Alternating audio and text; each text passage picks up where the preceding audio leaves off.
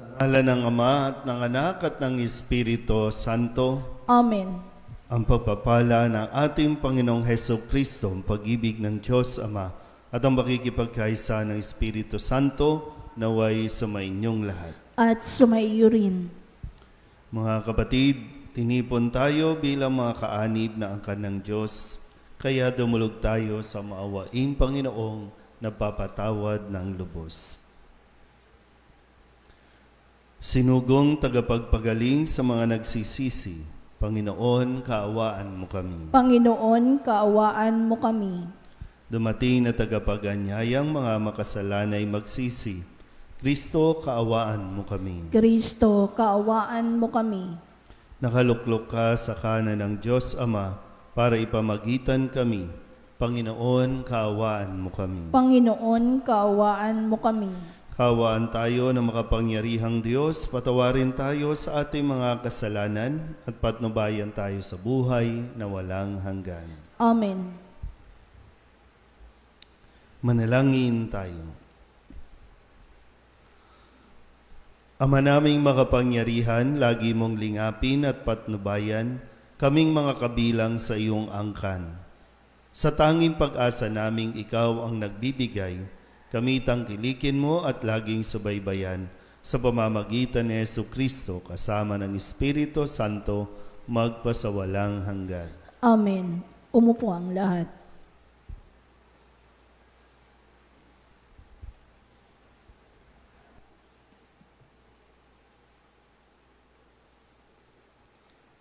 Pagbasa mula sa unang aklat ng mga hari.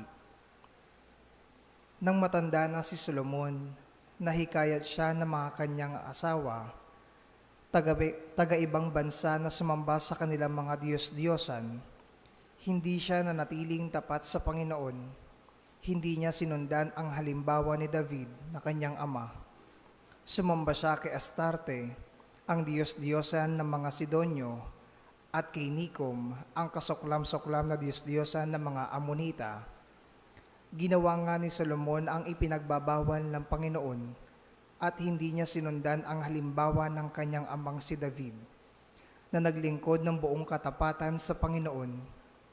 Sa burol na nasa silangan ng Jerusalem ay nagtayo siya ng mga sambahan para kay Semos ang karumaldumal na Diyos-Diyosan ng Moab at para kay Molok ang kasuklam-suklam na Diyos-Diyosan ng mga Amonita. Ipinagpagawa niya ng kanya-kanyang mga dambana ang mga Diyos-Diyosan ng lahat niyang mga asawang dayuhan, at ang mga ito'y nagsuob doon ng kamanyang at naghahain ng mga handog. Nagalit ang Panginoon kay Solomon dahil sa ginawa niyang ito. 2 beses na napakita sa kanya ang Panginoon at pinagbawalan siyang maglingkod sa mga Diyos-Diyosan. Ngunit hindi niya pinansin ang Panginoon. Kaya nga't sinabi nito sa kanya, dahil sa hindi mo paggalang sa aking tipan, hindi mo pagsunod sa aking mga tagubilin, aalisin ko sa iyo ang kaharian at ibibigay ko sa isang alipin mo. Ngunit alang-alang kay David na iyong ama, hindi ko gagawin ito sa panahon mo, kundi sa panahon ng iyong anak. Isang lipi lamang ang ititira ko sa kanya, alang-alang kay David na aking lingkod, alang-alang sa Jerusalem, ang lungsod na aking hinirang. Ang salita ng Diyos. Salamat sa Diyos. Salmong tugunan ang atin pong itutugon. Panginoong masintahin, ang bayan mo'y gunitain. Tayo pong lahat. Panginoong masintahin, ang bayan mo'y gunitain. Dapat na magalak ang sino mang tao na makatarungan, nagawang matuwid ang siyang adhika sa buo niyang buhay. Tulungan mo ako kapag ang bayan mo'y iyong nagunita. Sa pagliligtas mo, isama mo sana ang lingkod mong Aba. Tugon. Panginoong masintahin, ang bayan mo'y gunitain. Sa halip na sundin ang utos ng Diyos, bagkus nakisama, at maling gawain ng mga pagano, ang sinunod nila, ang Diyos-Diyosan ang sinamba nila at pinaglingkuran. Sa ginawang ito, sila ang nagkamit ng kaparusahan. Tugon, Panginoong masintahin, ang bayan mo'y gunitain. pati anak nilang baba't lalaki inihaing lubos. Sa Diyos-Diyosan, mga batang ito ay dinalang handog. Itong Panginooy nagpuyos ang galit sa mga hinirang. Siya ang nagdamdam sa ginawa nilang pawang kataksilan. Tugon, Panginoong masintahin, ang bayan mo'y gunitain. Tumayo ang lahat.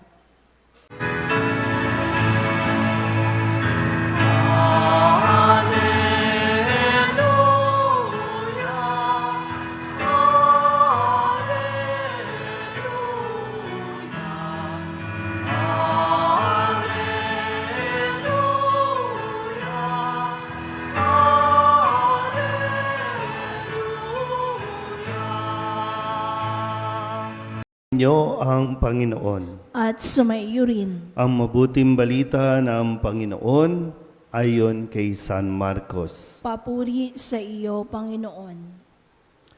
Noong panahong iyon, nagtungo si Jesus sa lupain ng Tiro at tumuloy sa isang bahay doon. Ayaw sana niyang malaman nino man na naroon siya, subalit hindi gayon ang nangyari. Ang pagdating niya ay nabalitaan ng isang inang may maliit na anak na babaeng inaalihan ng masamang espiritu. Pumunta siya agad kay Jesus at nagpatira pa sa kanyang harapan. Ang babaeng ito'y hentil, tubo sa Sirofenica. Ipinamanhik niya kay Jesus na palayasin ang demonyo na nasa kanyang anak. Ngunit sinabi ni Jesus, kailangang busugin muna ang mga anak. Hindi dapat kunin ang pagkain ng mga anak upang ihagis sa mga tuta. Tunay nga po, Panginoon, tugon ng babae. Ngunit ang mga tuta mang nasa ilalim ng hapag ay naninimot na mga mumong nalalaglag ng mga anak. Kaya't sinabi sa kanya ni Jesus, dahil sa sinabi mo, maaari ka nang umuwi. Iniwan na ng demonyo ang iyong anak. Umuwi ang babae at narating niya sa higaan ang bata. Iniwan na nga ng demonyo. Ang mabuting balita ng Panginoon. Pinupuri ka namin, Panginoong Jesucristo. Umupo ang lahat. Isang mapagpalang umaga po sa inyong lahat. Ngayon po ay Huwebes ng ikalimang linggo sa karaniwang panahon. Sa ating pong mga narinig na pagbasa sa araw na ito, sadyang kailangan natin iwasan, pero kailangan aware tayo sa ating pong mga nagiging pag-uugali kasi mahirap po yung magkaroon tayo ng attitude na self-entitlement. Yung self-entitled tayo, yung sinasabing para bang karapatan natin na tayo ay tulungan, karapatan natin na dapat tayong bigyan, dapat tayong asikasuhin, dapat tayong itrato ng tama, no, yung ini-impose natin yung ating pagiging kung sino tayo. No? Para bang taga-solidad ako, kaya dapat akong mauna, dapat ako ang bigyan. Yung mga ganong pag-uugali po, no? Yung ganon ay hindi makakabuti, lalo tigit pagdating natin sa relasyon natin sa Diyos. Sa unang pagbasa, narinig natin ang galit, no, ng Diyos kay Haring Solomon dahil sa kanyang pagsuway, no, o hindi pagtupad sa kasunduan na dapat niyang ipinagpapatuloy, kasunduan pa ni David na kanyang ama at ng Diyos. Napakatinding ginawa ni Solomon dahil siya po ay nagpadala, no, sa mga pagano na kanyang naging asawa. Siya po ay sumamba sa mga kanya-kanyang mga Diyos-Diyosan na labis na ipinagbabawal ng Panginoon. Ilang beses niyang kinausap si Solomon pero hindi ito nakinig, kaya sa ating narinig na pagbasa, ito na ang hatol ng Diyos. kahit mahalaga sa Diyos ang kanilang kasunduan ni Haring David, ay hindi niya pinalampas itong si Solomon. Kailangan disiplinahin, kailangan turuan ng leksyon itong si Solomon. Kung kaya, nahati sa 10 ang kanyang kaharian. At doon na nagsimula na magkagulo, mag-away-away, at isang bansa na lang yung naiwan para magpaalala lagi ng tipan ng Diyos at ni Haring David.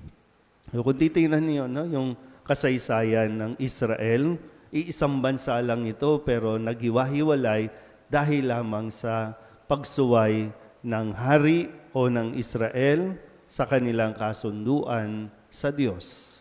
So, hindi ibig sabihin kayo ang bayang pinili ay i-spoil na, kumbaga i-spoilin na o kaya pababayaan na kasi kayo ang favorite, kayo ang anak ng Diyos o kayo ang piniling bayan ng Diyos. Pag nagkamali at sumuway sa kanyang utos, may naghihintay din na consequence ang kanilang desisyon.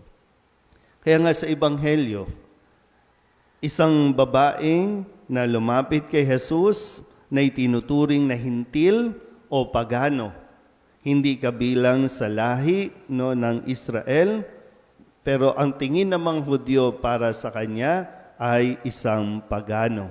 Pero yung attitude, kasi nga, yung mga kausap ni Jesus, yung mga bayan na kanya pinupuntahan, madami yung nag-aangkin na, Hudyo kami, kapwa kita, Israel tayo, kaya dapat mo kaming tulungan, pero hindi nagtataglay ng kababaang loob, hindi nagtataglay lalo tigit ng pananalig. Kaya itong babaeng ito na may anak na inaalihan ng demonyo ay nagpakumbaba at taglay ang pananalig, tinulungan siya ni Jesus. Kaya muli, sana po iwasan natin, na minsan sasabihin, bakit ganun? Araw-araw ako nagsisimba, Lord, bakit hindi mo pinakikinggan ang panalangin ko? Bakit ganun? Araw-araw ako nagdadasal sa iyo, bakit hindi mo ako pinagagaling sa aking karamdaman? Yung mga ganun, yung baka nauuwi tayo sa self-entitlement natin, na hindi porket Katoliko tayo, na sinasabi, Katoliko ako, kaya dapat pakinggan ako ng Diyos, dapat patamain ako sa loto, dapat paghimalaan ako, dapat mga ganyang bagay na ini-impose natin sa Diyos kung ano ang gusto natin at sa tingin nating nararapat para sa atin. Kasi ang lahat ay dahil sa awa at grasya ng Diyos. Kahit pari o kahit lingkod ng simbahan, hindi po pwedeng magmataas o magmalaki na pag lumapit sa Diyos, naglilingkod ako, kaya bigay mo sa akin ito. Pero kung hindi naman tayo nananatiling tapat at nananalig sa Diyos, baka isa yun sa sagot, Bakit hanggang ngayon di pa pinakikinggan? Baka meron tayong kailangan suriin o tingnan sa ating pong pag-uugali. Hindi tayo dapat mag-impose ng ating pong gusto.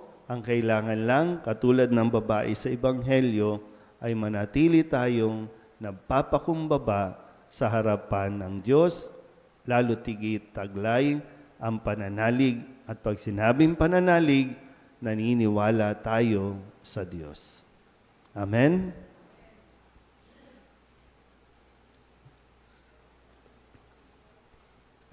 Magsitayo po ang lahat. Binuwag ni Jesucristo ang pader na naghihiwalay sa mga Hudyo at Hintil bilang isang sambahayanan ng iisa, bago at walang hanggan tipan, manalangin tayo sa Amang nagbubuklod sa atin. Ang ating pong itutugon, Diyos ng lahat ng bansa, pakinggan mo kami. Diyos ng lahat ng bansa, pakinggan mo kami.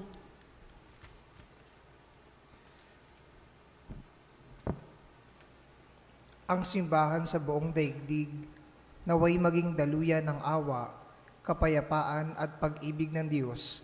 Manalangin tayo sa Panginoon. Diyos ng lahat ng bansa, pakinggan mo kami. Bilang komunidad ng mananampalataya, naway hindi tayo magkahati-hati dahil lamang sa mga simple o walang kwentang dahilan ng away at hindi pagkakaunawaan. Manalangin tayo sa Panginoon. Diyos ng lahat ng bansa, pakinggan mo kami. Ang mga inang nagiging balisa at nag-aalala tungkol sa kalusugan ng kanilang mga anak, naway huwag makalimot na tumawag kay Jesus para sa tulong at ginhawang kinakailangan. Manalangin tayo sa Panginoon. Diyos ng lahat ng bansa, pakinggan mo kami. Ang mga may sakit at mga naghihingalo, naway makatagpo ng kaginhawaan sa Diyos ng pag-ibig at awa. Manalangin tayo sa Panginoon. Diyos ng lahat ng bansa, pakinggan mo kami. Ang mga yumao na sa buhay na ito, naway magbunying walang hanggan sa tahanan ng Diyos Ama sa kalangitan. Manalangin tayo sa Panginoon. Diyos ng lahat ng bansa, pakinggan mo kami. Indulog din natin sa Panginoon ang ating mga personal na kahilingan at mga panalangin para sa ating mga pamilya. Kasama din ang mga kahilingan ng mga nanonood sa online. Lahat ng mga misang pasasalamat, espesyal na intensyon, agarang paggaling ng mga may sakit, at ang lahat ng mga kaluluwa na inihiling na ipagdasal sa misang ito.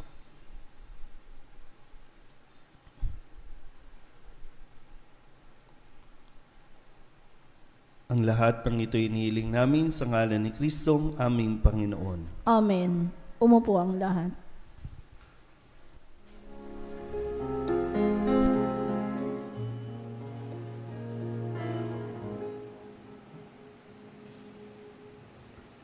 Alay namin aming buhay, bawat galak at lumbay, bawat pangarap naming taglay sa palad mo ilalagay.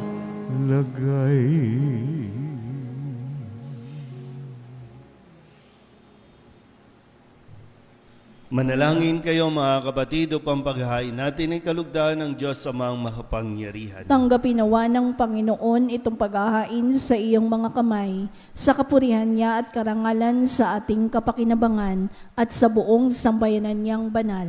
Ama naming lumikha, ang pagkait inuming narito ay iyong ginawa upang mapalakas kaming mga mahihina.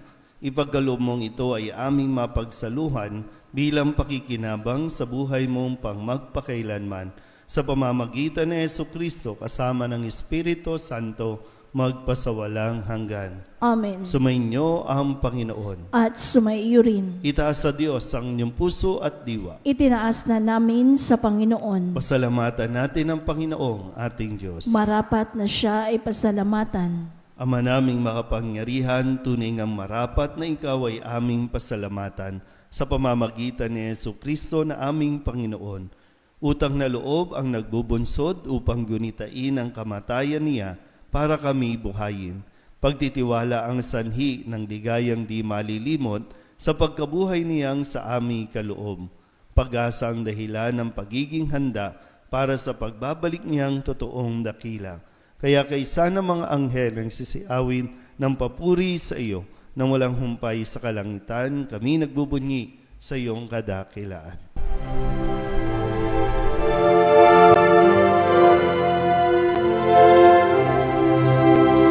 Santo, Santo, Santo, Panginoong Diyos makapangyarihan, napupuno ang langit at lupa ng kalwalhatian mo. Hosana sa kaitaasan, pinagpalang na paririto sa ngalan ng Panginoon. Hosana sa kaitaasan.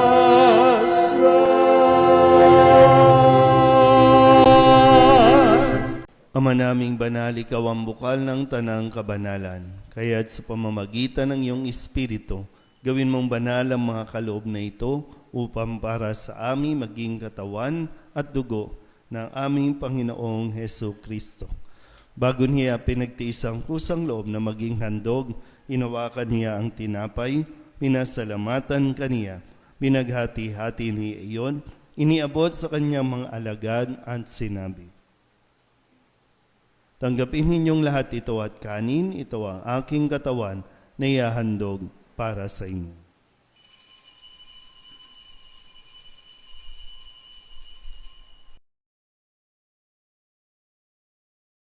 Na nagkakaloob ng kaligtasan, kami napapasalamat dahil kami iyong minarapat na tumayo sa harap mo para maglingkod sa iyo.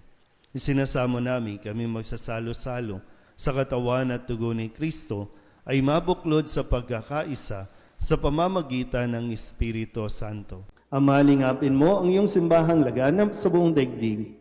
Puspusin mo kami sa pag-ibig kay San Leon na aming Papa at ni Jose na aming Obispo at ng Tanang Kaparian. Alalahanin mo rin ang mga kapatid naming nahimlay na may pag-asang sila'y muling mabubuhay, gayon din ang lahat ng mga pumanaw. Kawaan mo sila at patuloyin sa iyong kaliwanagan. Kawaan mo at pagindapating kaming lahat na makasalo sa iyong buhay ng walang wakas. Kay sana mahal na Birhen Maria na ina ng Diyos, ng kabiyak ng puso niyang sa San Jose, kay sana mga apostol at ng lahat ng mga banal na namuhay dito sa daigdig ng kalugod-lugod sa iyo, may pagdiwang nawa namin ang papupuri sa ikararangal mo sa pamamagitan ng iyong anak na aming Panginoong Heso Kristo. Sa pamamagitan ni Kristo, kasama niya at sa Kanya, ang lahat ng parangal at papuri ay sa iyo, Diyos amang makapangyarihan, kasama ng Espiritu Santo, magpasawalang hanggan. Amen. Amen. Amen.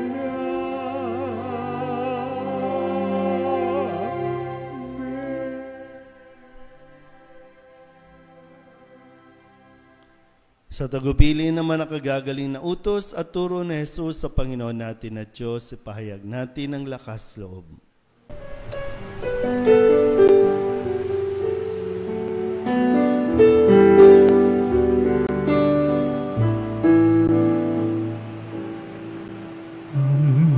Namin sumasalang ka, sambahin ang ngalan mo, mapasamin ang kaharian mo, sundin ang loob mo dito sa lupa para nang sa langit. Bigyan mo po kami ngayon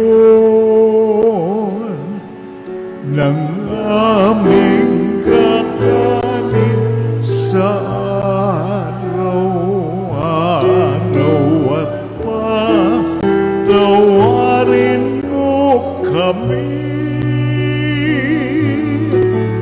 sa aming mga sala para ng pagpapatawan namin sa nagkakasala sa amin, at huwag mo kaming ipagdulot sa tukso, at yadya mo kami sa lahat ng masama. Hinihiling namin namin kami iadya sa lahat ng masama, pagkalooban ng kapayapaan araw-araw, iligtas sa kasalanan at ilayo sa lahat ng kapahamakan. Samantalang aming pinananabikan ang dakilang araw ng pagpapahayag ng tagapagligtas naming si Hesu Kristo. Sapagkat iyo ang kaharian at ang kapangyarihan at ang kapurihan magpakailanman. Amen. Panginoong Hesu Kristo, sinabi mo sa iyong mga apostol, kapayapaan ang iniiwan ko sa inyo, ang aking kapayapaan ang binibigay ko sa inyo. Tunghayan mo ang aming pananampalataya at huwag ang aming mga pagkakasala. Pagkalooban mo kami ng kapayapaan at pagkakaisa ayon sa iyong kalooban, kasama ng Espiritu Santo, magpasawalang hanggan. Amen. Ang kapayapaan ng Panginoon ay laging sumainyo. At sumaiyo rin. Mabigayan po tayo ng kapayapaan sa isa't isa.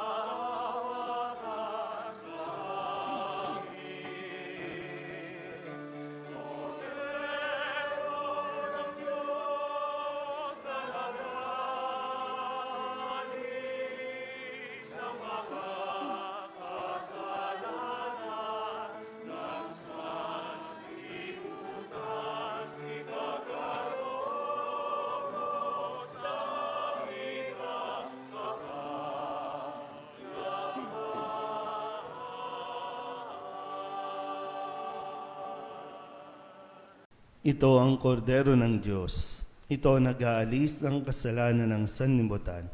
Mapalad ang mga inaanyayahan sa kanyang piging. Panginoon, hindi ako karapat-dapat na magpatuloy sa iyo, ngunit sa isang salita mo lamang ay gagaling na ako.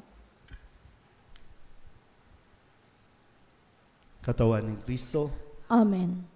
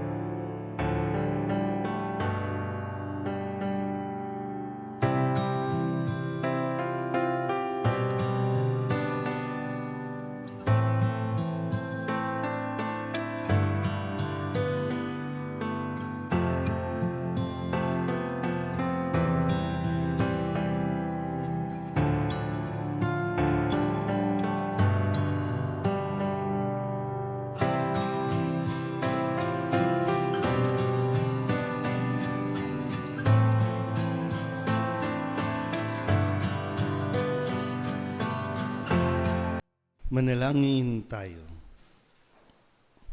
Ama naming mapagmahal, sapagkat inuming pagkakaisa ang binibigay, kami niloob mong makapakinabang. Kaysa ni Kristo kami naway makapamuhay upang makapamungan ng may kagalakan para sa kapakanan ng aming kapwa-tao sa sanlibutan.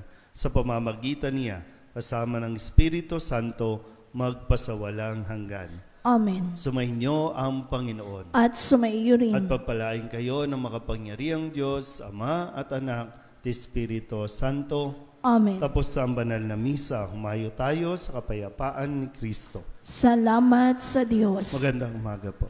Magandang umaga.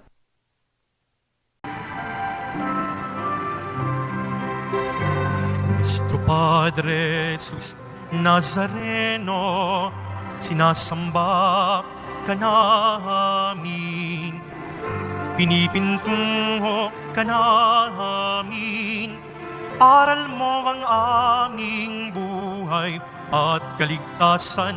Nuestro Padre Jesus Nazareno, iligtas mo kami sa kasalanan.